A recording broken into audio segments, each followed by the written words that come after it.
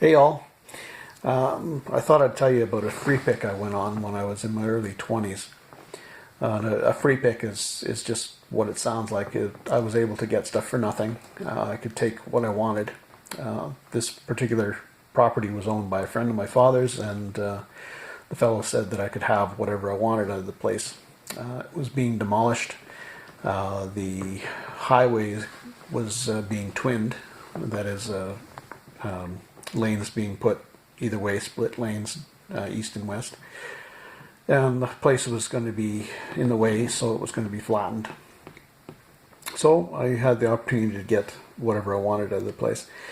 But being beside the highway, it had been ravaged and vandalized and stuff stolen through the years. So I wasn't expecting much, but I thought, well, if there's an attic or something, then we maybe could find some goodies.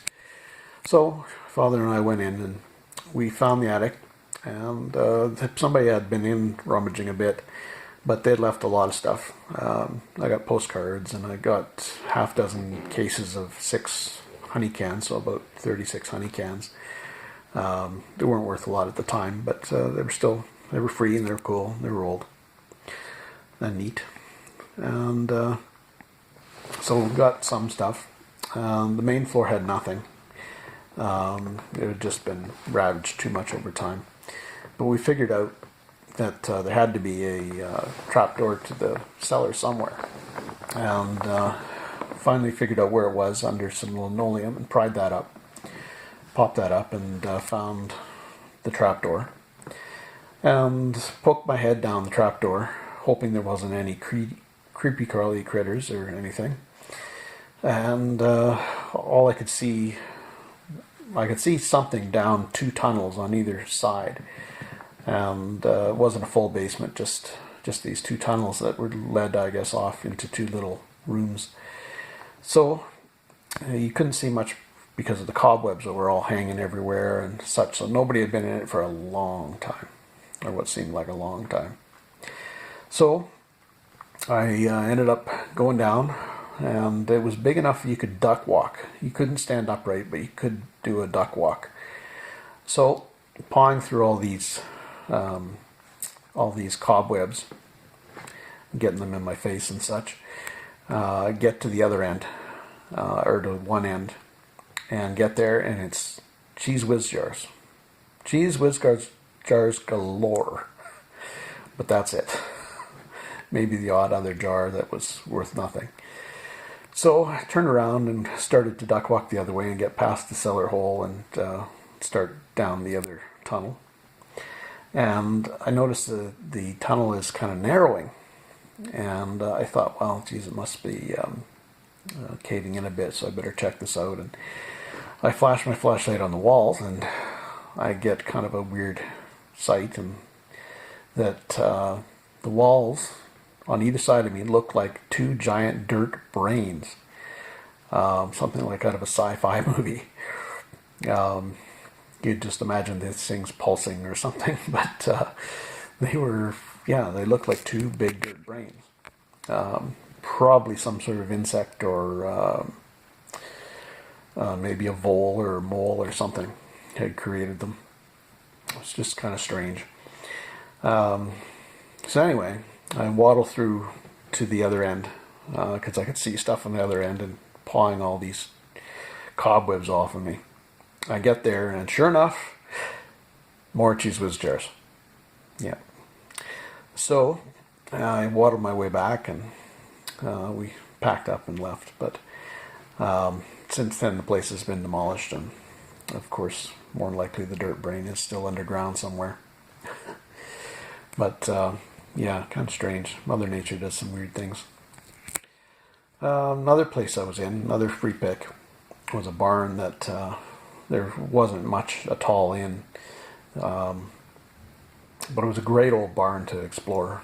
Had fieldstone foundation, and the inside was done up in concrete and fieldstone, so fieldstone stalls and rooms and such. And high ceiling, like 12, 14-foot ceilings, maybe higher. And the loft was kind of a split level loft. So getting into the loft, and seeing as there was nothing downstairs, the main level.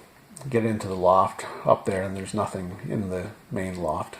In the other half of the loft, which was about 4 feet higher in level, and through a door, like a square door you had to crawl through to get into it. I could see, looking through this door, I could see a croc way on the other side of this loft. Now, that was all fine and dandy, but I couldn't see what kind of condition the croc was in. I couldn't see what was on the croc. It could have been an advertising croc for all I knew, or something else valuable, a finger paint or something. I could tell it was probably Red Wing, but I didn't know beyond that. So looking at the roof, you could see daylight coming through the slats in the roof that was just rotten, and you could see down into the barn below, because the floor was virtually rotten with inch-wide gaps between the boards. The beams were still solid, or maybe rotten a bit, quarter-inch on top, but they're still basically solid. So the only thing to do to get to this croc was to place boards across the beams and crawl my way to this croc, which is what I did. So I get about two-thirds of the way there, and I run out of boards. So I have to go back, take 2 boards, crawl as far as I can on the remaining board, place a board in front of me with other board in hand, and crawl across that board and place that board in front of it, crawl onto it, grab the other board from behind, crawl forward, place another board, or place that board in front of it, and so on until I got to the croc. So I do that, get to the croc, and lo and behold, there's no bottom in it. The bottom was cracked right out. I'd gotten water in it, frozen, and then the bottom popped out.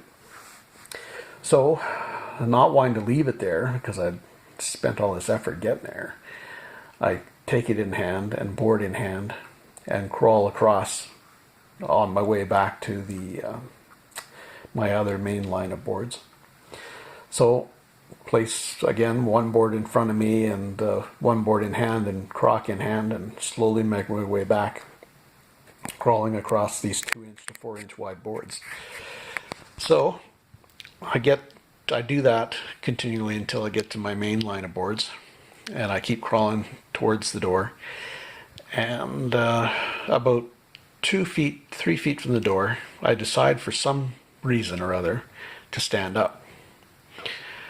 Now, I don't fall through or anything, but I do step on a board that was right near the entrance, and it was a board I'd rejected because it was too thin to step on. And of course, it snaps in two, and my leg goes straight through the floor, right up to my hip, right up to my crotch, basically. And so I'm hanging sort of midair, straddling, or with one leg dangling through the floor, and looking down to the floor below, thinking, oh geez, I came very close to getting extremely hurt or dead. Extremely dead, yeah. But anyway, so I carefully pulled my leg out and carefully made my way or put a stable board there and stepped through the door to safety. Still got the croc. I'll show it to you in this video. It was a 3-gallon, I guess, I believe. And yeah, so the stupid things we do to get stuff. But I've learned since then, never put my legs through floors, never fallen through floors before, or since, I should say. And learned my lesson. Hopefully you learn it from this video rather than from firsthand. So be careful. Safe picking. Take care.